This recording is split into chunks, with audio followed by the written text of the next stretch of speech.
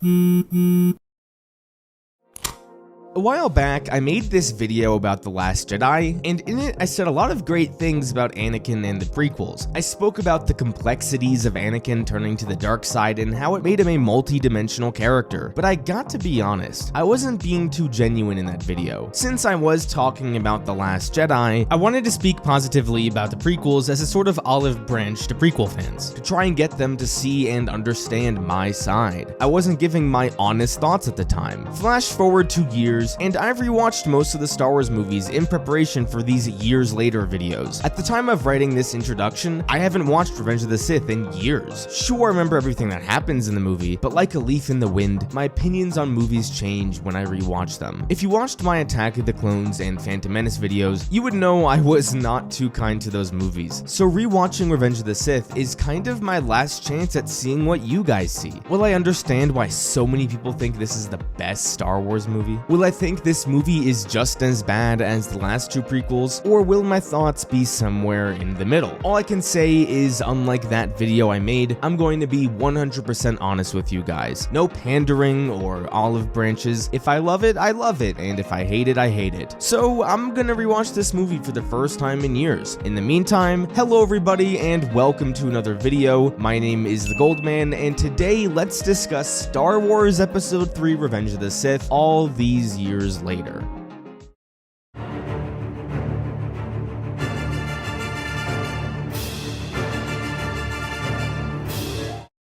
So I have now rewatched Revenge of the Sith. In an attempt to honor George Lucas, I'm going to divide this video up in a different way than I did my Attack of the Clones and Phantom Menace videos. George Lucas always tried to make each of his movies different, and I'm gonna do the same with my videos. In my Attack of the Clones video, I spoke about the plot, then the execution, then the characters, and so on. With this video, I'm gonna break down the contents of this movie into 4 parts. We have Act 1, which is pretty much the Battle of Coruscant. We got Act 2A, which is the middle portion of the movie with Anakin and Palpatine. We got Act 2B, which is the middle portion of the movie with Obi-Wan on Utapau. And then we have Act 3, which is the end of the movie. So let's begin with Act 1, the Battle of Coruscant. What I'm about to say may be a hot take, but of the 9 acts of the 3 prequel trilogy movies, this first act of Revenge of the Sith is by far my favorite. I think that's surprising to a lot of people because when they think of Revenge of the Sith, they usually think of Order 66 and Obi-Wan's duel with Anakin, but the beginning of this movie is just so damn awesome. I don't remember enjoying it this much. Is it perfect? No, but there's just so much to love. So the movie begins with the beating drums to hype up the battle.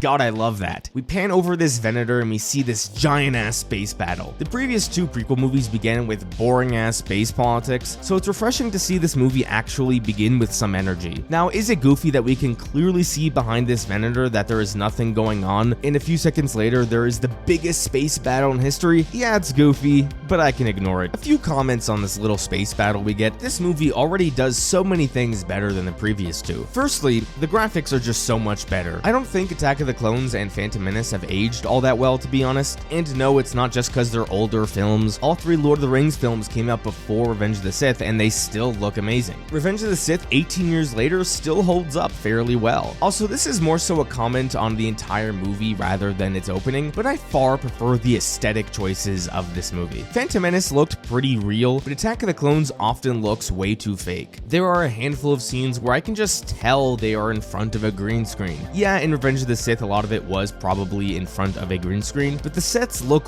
real in this movie. It feels like a lived-in universe, something Attack of the Clones completely lacked. So almost everything about the visuals is a huge upgrade for me. Another thing I wanted to point out is that Hayden Christensen does a far better acting job in this movie. I don't often like criticizing actors, but he was just bad in Attack of the Clones. Was it most likely Lucas's fault? Probably, but regardless, he is much better in this movie. There aren't many scenes where I think to myself how bad the acting is. The dialogue is still a major issue, but the acting is not. So Anakin and Obi-Wan get inside Grievous's ship and we get some more awesome action. On this channel, I don't talk about action much, simply because I'm clueless how to analyze it. People say I hate action scenes, and that's not true. I love good action just as much as the next guy, but all icing and no cake is what I don't like, and thankfully Revenge of the Sith is not that. One of the biggest reasons I love this opening act isn't just because it's so much fun, but for the first time in the trilogy, we get to see Anakin and Obi-Wan actually actually act like the close friends they're supposed to be. Maybe my biggest issue with the prequels is how they handled Obi-Wan and Anakin's relationship. If I were tasked with writing the prequels from scratch, the most important thing would be establishing how Anakin turned to the dark side, and the second most important thing would be building Anakin and Obi-Wan's relationship. The prequels are ultimately a tragic tale, and I believe the heart of that tragedy should be the collapse of this brotherhood. This relationship should be so close and so strong that seeing them fight each other at the end is devastating. Lucas had 3 movies to develop this brotherhood, 3 movies to make them feel like best friends. But for the first one, Anakin and Obi-Wan barely talk to each other, and in the second movie, the two act like they hate each other. Sure, there are a few moments that highlight their relationship, but the constant complaining from Anakin and Obi-Wan being quite a jerk almost ruins it. Now here comes the "that was the point" comments. I get Lucas intended them to have a rocky relationship in Attack of the Clones. I get that Lucas wanted to show Obi-Wan's faults as a master as a reason for why Anakin turned to the dark side. So yes, I get it all makes sense, but I don't care. Having Obi-Wan and Anakin be best friends for the entire trilogy would have done far more wonders for this movie than the approach Lucas currently took. Imagine this rewrite of the prequels that makes their relationship so much better. In The Phantom Menace, instead of having Qui-Gon be the one who wants to break all the rules to have Anakin trained, what if it was Obi-Wan instead? Everyone told Obi-Wan that training Anakin was a mistake, but he wanted to do it because he saw something in Anakin. Revenge of the Sith would be a far more tragic movie with this change because Obi-Wan put his heart and soul into making sure Anakin became a Jedi, and he failed. Small changes like that make the prequels so much better. Anyway, I just went on a big tangent about Anakin and Obi-Wan's relationship and how much I hate it in the first 2 movies. The reason I love this opening sequence so much in Revenge of the Sith is because we finally get to see this relationship build. There's so many little moments where we get to see not only that Ewan and Hayden have great chemistry together, but that the 2 characters are actually having fun. Sue me, but in Star Wars I love it when my characters are having fun. Sure, sometimes it's in the context of a battle, and realistically they should be more concerned that their lives are at stake, but I don't care. This is Star Wars. It should be fun most of the time. There's a handful of deleted scenes that also emphasize the goofiness of their relationship.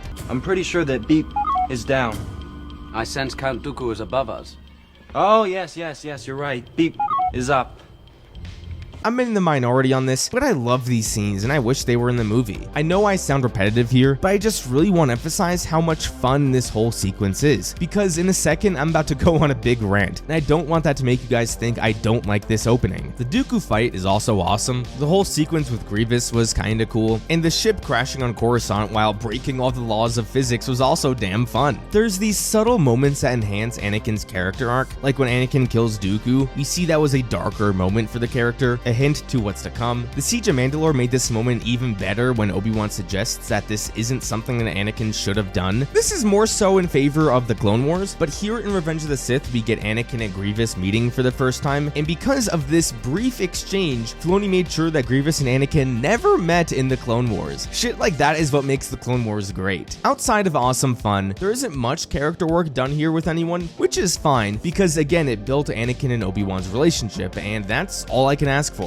With all that praise being said, it's time to discuss how so much of what is happening here makes no goddamn sense. So the premise of this opening sequence is that Palpatine got captured and he needs to be rescued. I would say it is fairly clear that Palpatine intentionally got himself captured. Clearly he and Dooku had some plan. What this plan is, I have no idea. So while certain decisions made in this opening sequence make sense because we know Palpatine staged this whole capture, to everyone else, both Separatists and Republic, a bunch of red flags should be waved that something sneaky is going on here. Why would the Separatists not kill Palpatine? In all of history, how many times has there been a war and one side has a clear and visible chance to kill the opposition's leader and they don't take it? Or if they don't take it, they use the captured leader as a hostage to get what they want in the war. From the point of view of a Separatist, using Palpatine as a hostage to sue for their independence would be an obvious move. I think a lot of times people completely gloss over why a war is being fought. The Separatists want to secede from the Republic. They aren't fighting to destroy the Republic. If one day the Republic told the Separatists, fine, you guys can leave and go form your own government, the war would be over. So capturing the opposing leader and not using that as a bargaining chip to end the war should be a red flag to everyone else involved. Another red flag should be why Grievous's ship is not leaving Coruscant. I think people often look over that Palpatine is being held captive in a Separatist ship above the capital of the Republic, and for whatever reason the ship isn't just bailing on the battle and going back to Separatist territory? Now, to you book nerds out there, I've read the Revenge of the Sith novelization. I know the reason why the Separatist fleet is stuck above Coruscant, but this is not even remotely addressed in the movie, and therefore it is a plot hole and thus a red flag for everyone else involved. This next flag is for our favorite old man Sith, Count Dooku. So as I said before, there was clearly a plan that Dooku and Palpatine had together, but Palpatine ended up hoodwinking Dooku because he really had his own plan. What was this original plan? What did Dooku possibly think he could get out of this arrangement? Because by capturing the opposition's leader, the only good thing that could come out of it is winning the war for your side. But Dooku doesn't care about the Separatists. He cares about ruling the galaxy with Palpatine. Since Dooku commissioned the clone army, I'm sure he is aware of Palpatine's plan to kill all the Jedi and create a galactic empire. And yes, I know the Clone Wars confirms this, but again, we're trying to avoid external material. So what could Dooku get out of this plan? I had to take to Google because I was curious. Most people seem to say that the original plan was for Anakin and Obi-Wan to come rescue Palpatine, and then Dooku would be able to kill them. This makes no sense. Why would Dooku care about killing Anakin and Obi-Wan? Sure, he would like to kill them, but to orchestrate an entire plan just to get these two killed makes no sense. From Dooku's point of view, Anakin and Obi-Wan are just two powerful Jedi amongst many. Anakin is only important to Palpatine, not Dooku. So I don't for the life of me understand why Dooku would have agreed to this plan. Also, if Dooku was smart, what he would have done is kill Palpatine while he was electrically handcuffed to this chair. Remember people, Dooku is a Sith apprentice. It is the job of the apprentice to one day kill the master, and then become the master. Imagine here if Dooku killed Palpatine and then the war ended with the Separatists winning. Dooku would not only be a Sith master, but also be in charge of half of the galaxy. Seems better than his plan of becoming Palpatine's number 2 within the Empire. So either way, Dooku is an idiot for not only agreeing to this plan, but also not taking advantage of the opportunity presented to him. Now, to shift focus to the other half of the equation, what was Palpatine's true plan? A few scenes later in the movie, Palpatine tells Grievous that he intends on turning Anakin to the dark side, so it's safe to assume that Palpatine needed to kill Dooku in order to let that happen. But how did he think that was going to happen? When he got captured, did he know that of the thousands of Jedi out there, it would be Anakin and Obi-Wan to save him? And if he did know that, he was sure confident that Anakin would be the one to kill Dooku and thus push him down the dark side. I'm going to touch on this a bit later, but one of the issues that I have with Palpatine in this trilogy is not that his plan never makes any goddamn sense, but that things always go perfectly for him. In other stories where we see true political masterminds, what makes them so great is that things don't go according to plan and they're able to adapt so well. Palpatine throughout this trilogy not only has everything going according to plan, but events out of pure coincidence happen to benefit him greatly. And this opening sequence is just another example of that. Besides the rather clear gaps in logic the setup to this opening sequence has, again, I love it passionately. It's fun, creative, and injected some life into the trilogy for the first time.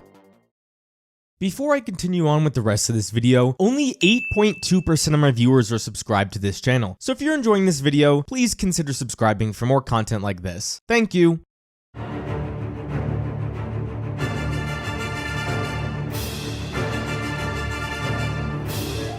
Let's now discuss the middle portion of the movie. I'm gonna split this middle portion into two, as I said earlier, with this part focusing more so on Anakin and the other half focusing on Obi-Wan. So the entire portion of this part of the movie is devoted to turning Anakin to the dark side. In my Attack of the Clones video, I mentioned that maybe the most important moment of the trilogy is when Anakin turns to the dark side. It is crucial that the audience buys all the reasons that Anakin turns to the dark side. We need to buy that he would kill all the Jedi and betray everything he knows to save Padme.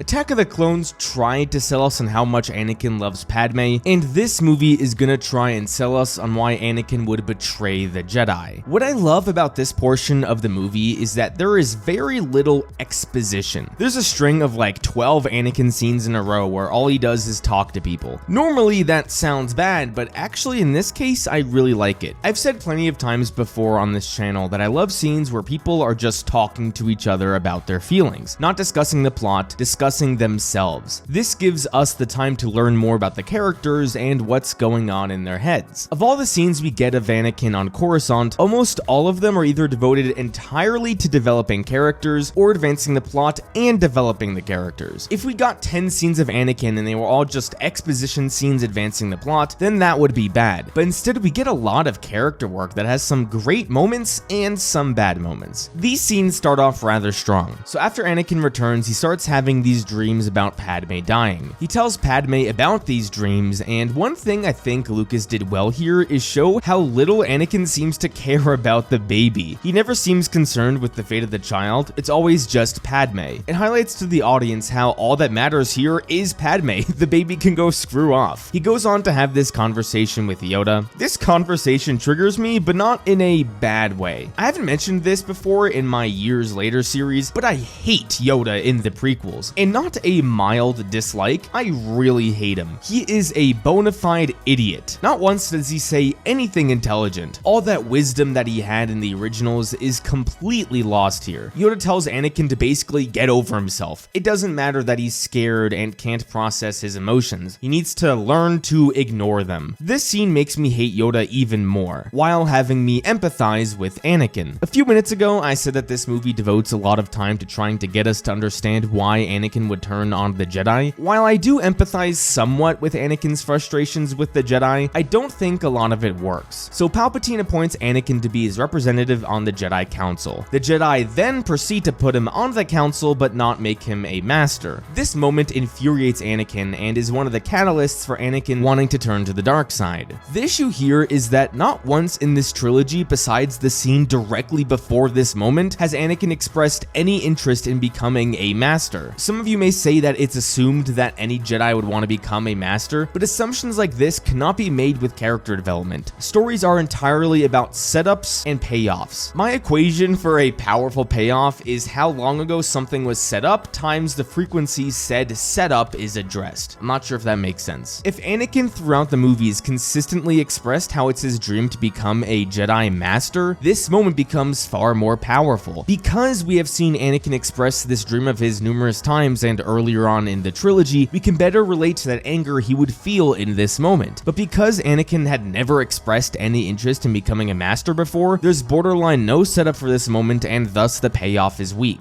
Moving on, Anakin is asked to spy on the Chancellor, and this makes him angry. He then proceeds to tell Padme that he thinks the Jedi are betraying the principles of the Republic. It's strange to hear him say this when an hour later he's going to betray the Republic and help build an empire. If there's one thing I'm led to question about this movie, it's why does Anakin stay in the Jedi Order? I'm serious, why? He's really frustrated with them, he doesn't appear to really like any Jedi besides Obi-Wan, and the Jedi won't allow him to love his wife. Why not leave? Is getting expelled really that bad? Padme is a rich girl from Naboo. She can certainly afford to financially support the both of them. Just a thought. I'm gonna briefly skip over the opera scene because I have a lot of comments about this scene, but I'm gonna save it for when I talk about Palpatine in a bit. So Anakin proceeds to learn that you can cheat death by embracing the dark side. Then Palpatine tells Anakin that he's the secret Sith Lord who can save Padme. I get Anakin doesn't want to lose Padme, but he's just the most gullible person in the galaxy. It is obvious that Palpatine is manipulating him. Anakin should just think back to all the conversations they've previously had and realize what Palpatine's true intentions were. And this is one of the parts of the movie that frustrates me. Anakin is aware what the Sith are like, so why would he trust Palpatine? I get that he considers Palpatine a friend, but at some point you gotta realize a red flag when it's right in front of you. That's like if you've been dating this girl who is super nice, and then after a while she starts asking you for your bank account information so she can have a couple $1,000s. At that point you should realize that you're being used. And the same could be said about Palpatine with Anakin. Sure, it's easier to analyze something from a third-person point of view, but I'm sorry, I can't help what I feel. Thankfully, shortly thereafter we get what is, in my opinion, the best scene of the movie. Now, this scene is not really an iconic scene, and I wouldn't be surprised if some of you who are watching don't really remember this scene. Just prior to this, Anakin asks Windu to join him in confronting Palpatine, but Windu tells Anakin to wait in the council room until the matter is dealt with. So what makes this scene great? On paper, it seems like a rather boring scene. Anakin and Padme both stare at each other across Coruscant in silence for about a minute and a half. However, I think the silence of this scene is actually what makes it so great. You guys know I love scenes where you learn a lot about a character without them saying any dialogue. In the prequels, getting scenes without dialogue is actually quite rare, considering every time a character is really emotional, they usually say how they're feeling rather than showing it. This scene is a textbook example of show don't tell. George Lucas is able to convey exactly how Anakin feels without him speaking. He begins by sitting in one of the chairs, and we hear an echo of what Palpatine said about Padme. So Anakin gets up and stares out the window, and Padme is looking back at him. Just just by the language of the visuals, we can tell that they feel each other in some way. We know Padme doesn't have the Force, but at this moment she knows that Anakin is in pain, and she feels that. Anakin, a man who wears his emotions on his sleeve, is currently contemplating a decision that could affect the life of the woman he loves. Does he abandon the teachings he's learned for the past 13 years, turn to the dark side and save his wife? Or does he honor everything that has resembled his life since the Phantom Menace, but in his mind allow the woman he loves the most to die? This is not an easy decision, but Anakin does make a decision which reveals his true character. Now, one aspect of the scene that I actually think really works in its favor is that this movie is a prequel. The audience, assuming they've watched the movies in release order, know that Anakin's going to turn to the dark side. So now there is suspense as to what's going to happen when Anakin confronts Mace Windu and Palpatine. What will occur when Anakin turns to the dark side? These are questions the audience is asking themselves. Now, maybe the most important aspect of this scene is the music. John Williams' score during this scene is so beautiful. It really makes you fear the inevitable. It's a calming piece of music that puts the focus on what the characters are feeling. I'm sorry I can't play the music because of copyright reasons, but just go watch this scene, it's beautiful. Up next is the most important scene of the trilogy. Anakin confronts Palpatine and Windu, and here comes the decision of his life. He disarms Mace Windu, which leads to his death, and then he kneels down and embraces the dark side. Are you sold on this moment? Are you sold that only a few minutes later he's going to march into the Jedi Temple and kill a bunch of Jedi, including a handful of kids? I am not. Sure, I can understand why he's frustrated with the Council, but turning that frustration into executing all the Jedi is just way too much for me. You know what other character arc is almost exactly like Anakin's but never gets compared to it? Daenerys's in Game of Thrones. Spoiler for Game of Thrones, by the way. Anakin and Daenerys are honestly pretty much the same person. Both have a good and kind heart, but clearly have a dark side to them. In Game of Thrones, a lot of people, including myself, think Daenerys becoming the Mad Queen was way too rushed. Sure, I can understand a lot of the frustrations Daenerys may be having, but to go from that to executing an entire city is a major jump. And literally the same exact thing could be said about Anakin. I understand his frustrations, but mass murder is way too big of a leap for me. I think Anakin gets a pass that Daenerys doesn't because Revenge of the Sith is a prequel. We know that Anakin needs to turn to the dark side, so his abrupt turn is something that is expected. Daenerys is not afforded that luxury. So Anakin has turned to the dark side, and that's kind of it for him for the second act. Do I buy Anakin's turn? No, but I quite like his development here. Anakin does become a three-dimensional character, and I somewhat understand a lot of where he's coming from. Honestly, the issues I have with Anakin's turn lie more so in the previous two movies. Anakin and Padme's relationship was not developed well at all in Attack of the Clones, and unfortunately, since this is a trilogy, that greatly affects how I see this movie. Is it Revenge of the Sith's fault? No, but that's just the nature of things. Now, this wouldn't be a prequel trilogy review without ranting about Palpatine. In my Attack of the Clones video, I so eloquently explained why Palpatine's plan to start a war makes no goddamn sense. With Palpatine's plan in this movie, it's not so much his plan doesn't make sense, it's that he's the luckiest man in the entire galaxy. Lucas also makes the mistake of having Palpatine become this all-powerful person who can literally see everything going on to everyone. Palpatine's initial plan is to turn Anakin against the Jedi. He does this by appointing Anakin to the Council, which leads to Anakin becoming frustrated. How does Palpatine know this is going to happen? How does he know the Jedi are going to let Anakin on the Council but not make him a master? Which, as he mentioned in the movie, is something that has never happened in the history of the Jedi. It is far more likely that the Jedi would just say no to this, which I don't think would have upset Anakin all that much. It makes sense, and he knows that. What if the Jedi did let Anakin become a master? Then Anakin is thrilled and Palpatine's screwed. This is just one example of how Palpatine knows exactly how everyone is going to act all the time, and it's always in his benefit. Palpatine then proceeds to magically know that the Jedi were going to ask Anakin to spy on him. Again, how the hell does he know this? Palpatine can just read minds. The opera scene, which is next, is great because of how Palpatine tells the story of Darth Plagueis. Just everything from the directing to the acting of the scene is so tense. It's the scene afterwards which infuriates me. Palpatine openly admits that he not only knows Anakin is having dreams of his wife dying, but that his wife is Padme. What the fuck? How does he know this? Literally how? Oh, I know.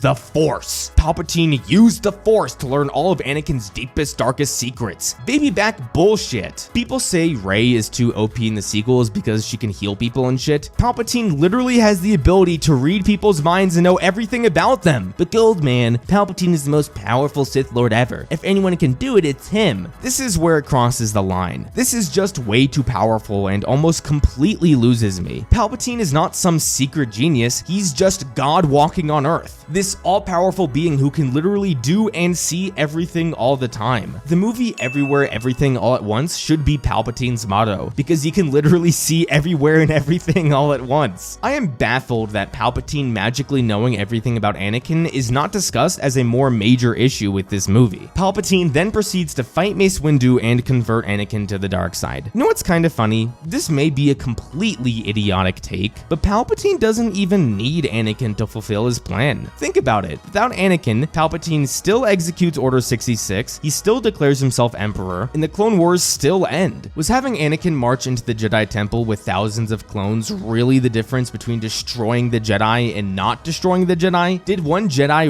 really make all the difference? And instead of having Anakin kill the Separatist leaders, just send a battalion of clones. Sure, I guess Palpatine wanted a strong apprentice, but it doesn't affect the outcome of the movie. I'm gonna give another hot take here. The Order 66 scene is 100% saved by the music. Throughout the trilogy, we have seen how dumb and arrogant the Jedi are. Am I supposed to feel sad that the Jedi are dying? Because I'm certainly not. Sure, I feel bad for the kids, but everyone else? Nope. I challenge you to watch this movie, and then when Order 66 happens, just mute the TV. Order 66 isn't even remotely as powerful of a scene without the music. All hail John Williams, am I right? So those are my thoughts on this part of the second act of the movie. I love a lot of what they're trying to do with Anakin. I don't love a lot of it, and I find almost everything about Palpatine's story to be infuriating.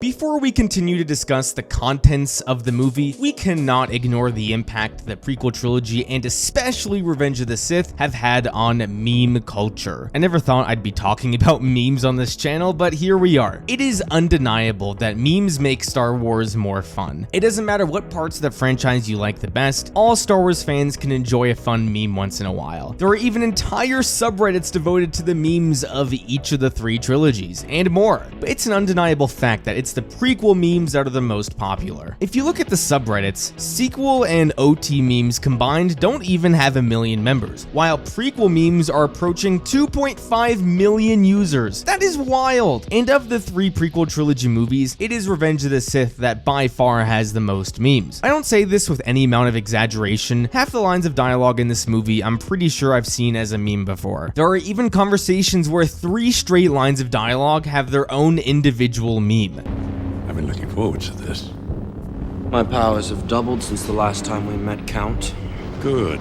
Twice the pride, double the fall. If you don't believe me how popular meme culture has become, it is having an active effect on modern Star Wars storytelling. Do you think at the end of Obi-Wan Kenobi, when Obi-Wan walked straight to the camera and said, "Hello there," the significance behind that meme had no part in its inclusion? You'd be an idiot to suggest otherwise. But Goldman, Obi-Wan said hello there before. Shut up! There's a difference between casually saying it and walking right in front of the camera and saying it so everyone can hear it clearly. There are 2 movies in pop culture that I feel have had the biggest impact on meme culture: Revenge of the Sith and Spider-Man 3. And coincidentally, both movies are now cool to love, while when they first came out, not so much. Do I dare question the impact meme culture has had on the modern reception of these movies? Do I dare suggest that to some people, the prequels are more enjoyable because of the memes? Do I dare suggest that there are a few select people that have watched these movies for the first time because of the memes they keep seeing? Yes, I dare suggest all these things. Memes are part of the reason why the prequels are so popular today. Now, of course, I need to specify that not all prequel fans are blinded by modern meme culture. Hell, I'd say a vast majority of prequel fans don't love these movies just cause of the memes, but there are plenty of people out there who do. I don't judge people if they watch movies because of the memes. Whatever gives you the most amount of enjoyment from watching a movie, I 100% support you. It's hard not to love memes. I don't blame fans for enjoying a movie more because of the plethora of memes. I just wish people would be honest about it. Did I really need to include a section about memes in this video? Probably not, but this is Revenge of the Sith we're talking about. The GOAT of meme culture. I needed to say something.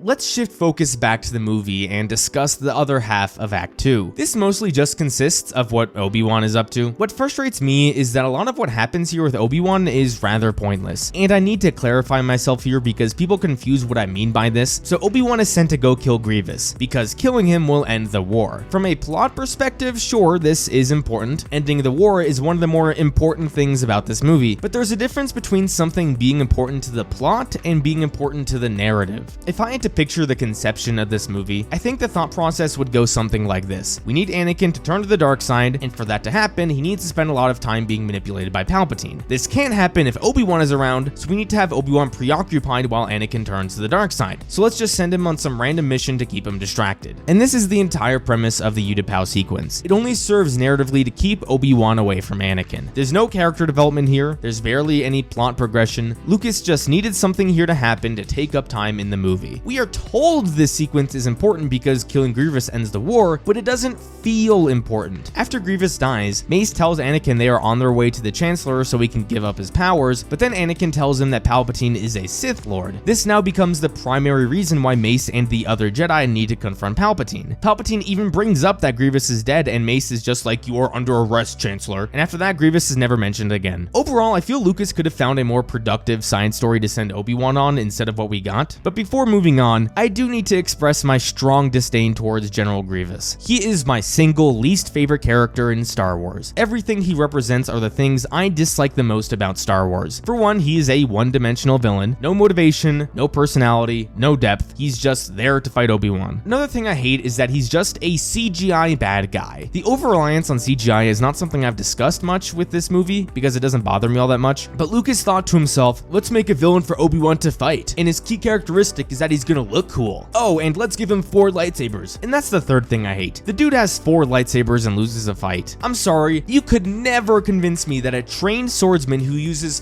4 lightsabers would lose a fight to a guy with 1. If you watch this fight in slow motion, there are so many instances where Grievous could have easily killed Obi-Wan, but he didn't because the plot demanded it. So I hate Grievous a lot. He is the worst character in Star Wars, and even the Clone Wars can't make him any better. Moving on, I want to briefly talk about Order 66. I know in the previous section I talked about the Jedi. Here I want to talk about the clones. Everyone who's watched the Clone Wars knows that it was the inhibitor chip that pretty much forced the clones to execute the Jedi. I love that reasoning, but the movie Revenge of the Sith doesn't even attempt to explain this at all. I get the vibe that the clones all had the knowledge that they would kill the Jedi one day, and as Palpatine says, the time has finally come. I would have liked some development of the clones in these movies, some insight as to why they followed Order 66. Was it an inhibitor chip? Were they always aware they were going to kill the Jedi? Are they like droids and they just follow every order they're given? I would have liked to see more. Before wrapping up this brief section, I want to talk about what is undoubtedly the worst scene in the movie, and that's Obi-Wan learning Anakin turn to the dark side. This scene encapsulates every issue I have with Anakin and Obi-Wan's relationship. After Obi-Wan learns that his so-called brother has turned to the dark side, all he says is, "It can't be. It can't be. I can't watch anymore." This is where George Lucas's lack of directing skills is clearly on display. This should be a deeply emotional scene. Obi-Wan should be absolutely devastated at what he is seeing here, but he barely shows any emotion. I want to see some tears streaming down Obi-Wan's face. Some people have told me that Obi-Wan is in denial here. That's some bullshit. Even if it were true, that doesn't make for engaging storytelling. You want to see your characters expressing emotion, not whatever this is. Obi-Wan is often described as this beloved character, and I get why, but in all 3 prequels, he isn't given much to do. People say Ewan McGregor is the best actor of the prequels, and while I'm by no means saying that's wrong, the reason people keep saying this is because he's not asked to give a demanding performance. A role like Anakin demands a lot out of an actor, but Obi-Wan's role does not. He only needs to express deep emotion twice in this movie. The scene we just spoke of, and he doesn't really show any emotion, and then after he defeats Anakin, which Ewan does a great job during. I'm not a fan of Obi-Wan in this trilogy, and it's because he's criminally underutilized in all 3 films.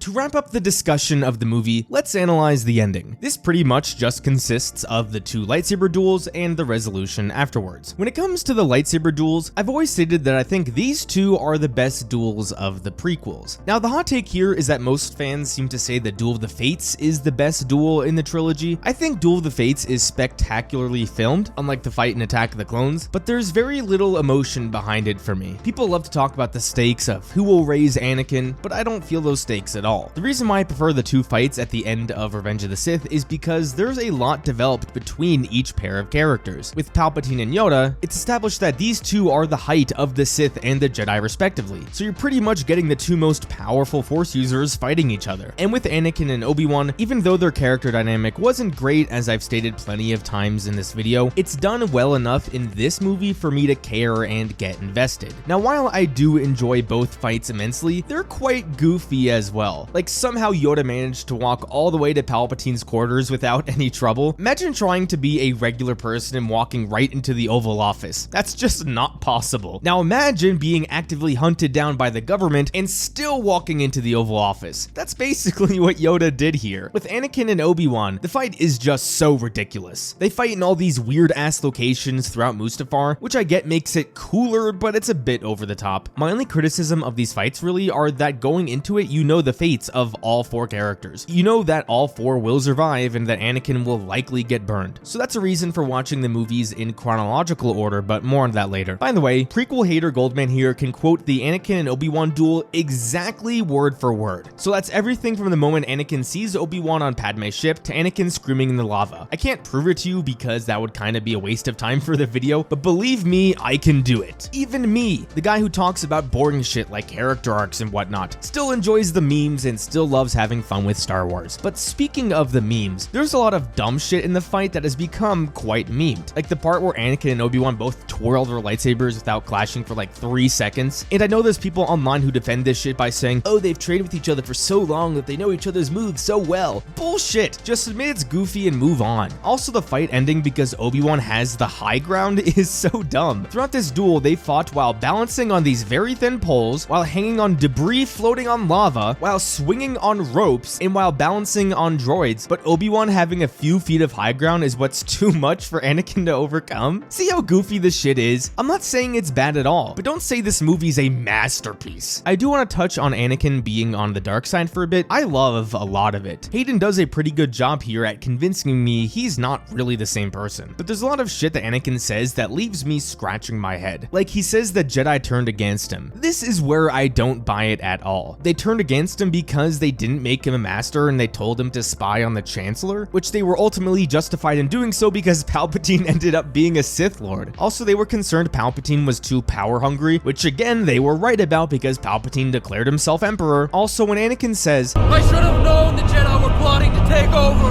What the fuck? You told Mace Windu that Palpatine was a Sith Lord, and then you saw him leave to go confront Palpatine. And when you get there, they're fighting each other. Does Anakin actually believe the Jedi were trying to take over? Like, what did he think was going to happen when Mace Windu confronted Palpatine? The reason he was freaking out was because he was scared Palpatine would die and thus not be able to save Padme. So he must have assumed they were going to fight. I would have far preferred it if Anakin didn't say this shit and just admitted that saving Padme was far more important to him than the Jedi were. Don't say from your point of view the Jedi are evil, just admit you betrayed them and that's that. I'm going to move on to discussing a view I have that's actually offended quite a few people, and that's Padme's death. So she ends up dying from a broken heart. For one, this is such a stupid decision. Lucas couldn't think of a single medical reason for why she would die. Like maybe she was choked too hard, or maybe she had a genuine real medical issue, but dying from sadness? Nonsense. Also, the way Padme dies is one of the major reasons why I do not like the character. Padme is a weak person and a bad mother. Yeah, her husband became evil, but by dying of sadness, you abandoned your kids. She was not strong enough to be there for her children. I have never spoken to a mother before who would become so overwhelmed with grief that they would rather die than be there for their newly born kids. If I had children, there is nothing conceivable that you could think of that would result in me dying of sadness and abandoning my kids if they were still alive. If Padme's husband became evil and all her kids died, sure, I would understand dying of sadness. But because her kids kids were alive and healthy, she abandoned them and she is weak. I'm sorry if I'm insensitive or whatever, but that's how I feel about Padme. A weak person. So sorry if I triggered you. The ending of this movie is beautiful. The symmetry of Vader being born the same time as Luke and Leia is poetic. I like how even though it's only a brief conversation, they address the ability to become a Force ghost. And I'm a sucker for a binary sunset final shot, but Vader yelling no is really cringe. And that's the ending of Revenge of the Sith, a pretty solid third act to a movie. I still prefer the opening sequence upon my rewatch, but I sure do enjoy this ending.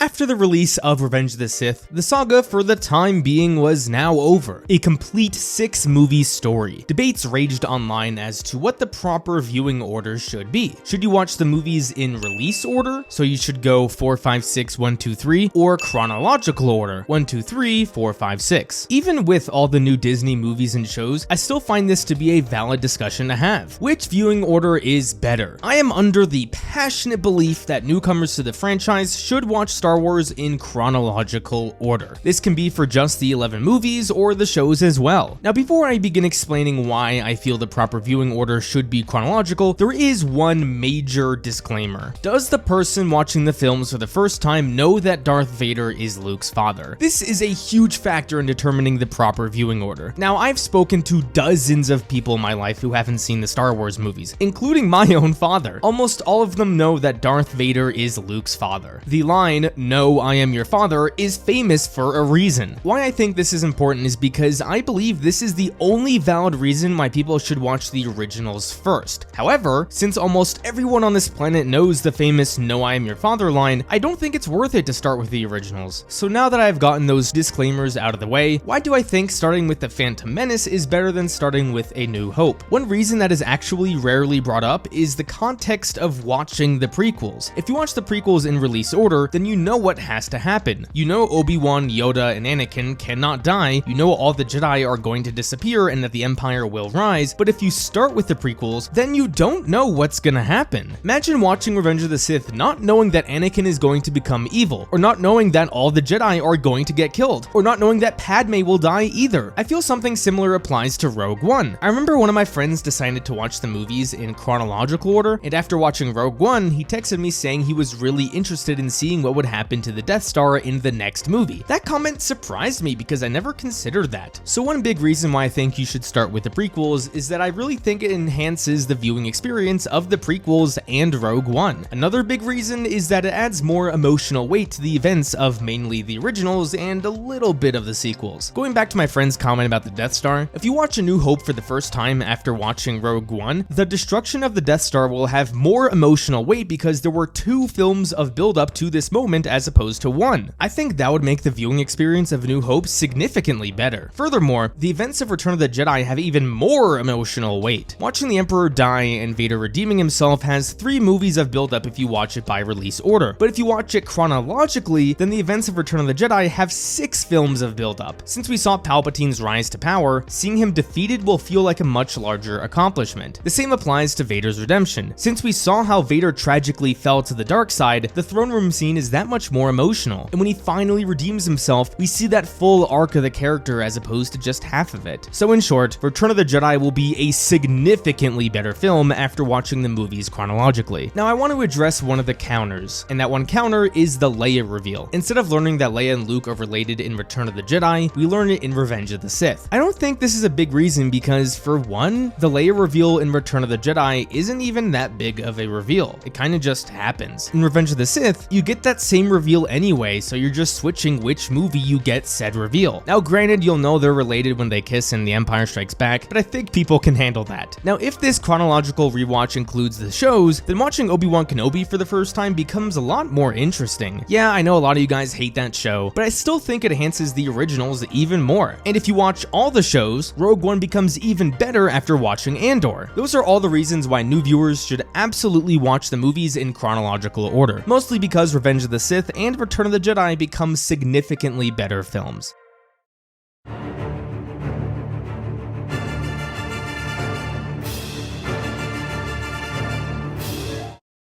So, Revenge of the Sith all these years later, why has it and the other prequels aged so well? I think most people would agree that at least The Phantom Menace and Attack of the Clones are pretty bad films, but the entire trilogy is seen in such a popular light now. As a Star Wars historian, I like to see how the prequels have aged to determine how the sequels may age. I always see comments saying the sequels will never be viewed as fondly because the prequels at least had a plan and the sequels are just so much worse. Comments like these are beyond ignorant, not because I disagree with what they say, but because the prequels 15 years ago may have been some of the most hated movies ever. So while the criticisms may have been different, so much slander was thrown Lucas's way. So why almost 2 decades later have things changed? The biggest reasons the prequels are so beloved today are because those films had authorship. Authorship is when a person tells a story that reflects all their personal beliefs and morals. The prequels are undoubtedly George Lucas stories. All of his philosophies and whatnot are rooted deep in the prequels. Many argue a film like The Rise of Skywalker doesn't have much authorship because it was more of a corporate product rather than an individual's vision. Films that are rooted in authorship tend to evoke strong emotions from the audience. A lot of people passionately love the prequels because they love George Lucas's work, and a lot of people hate the prequels because they don't love Lucas's work. And it's not just within the films themselves. Lucas didn't care a lot of people hated the prequels. He continued to let the universe explore that era. He allowed dozens of books and comics to be made. He allowed plenty of video games to be made. He even devoted his efforts to an animated series fleshing out that era. The more time fans spent investing into the prequel era, the more they grew to love it. So a lot of people ask me if they think the sequels will become as beloved as the prequels in 15 years. I say, I don't know. Sequel fans don't have much to dig their teeth into outside the 3 films. Maybe with the Mandoverse tying into the sequels that can help things out, and if Rey's new Jedi Order movie turns out pretty good, then maybe it could change people's perspective on the sequels. Only time will tell. The major lesson you should take away from this is that it's always better to tell stories with authorship. If you're writing your own story, take risks. Don't be afraid to express your values through your story, because even though there are likely going to be people who hate your work, I bet a lot of people will love it too. Now, after my near 50-minute long analysis of Revenge of the Sith, have my opinions changed? I'll say this: I liked the movie a lot more than I thought I would. Sure, I had plenty of issues with it, but when a movie is just downright fun and well made, I can look past a lot of those issues. The Gold Man went on his own character arc today. I love shitting on the prequels, but even I gotta admit, you guys got a pretty good film here. And yes, even I smiled a lot at the memes. So what do you guys think? Was my analysis of Revenge of the Sith fair, or did I go a little too far in a few places? Let me know down below. Thank you everybody so much for watching another one of my videos. Don't forget to unite the Claude Squad, and I will see you guys next time.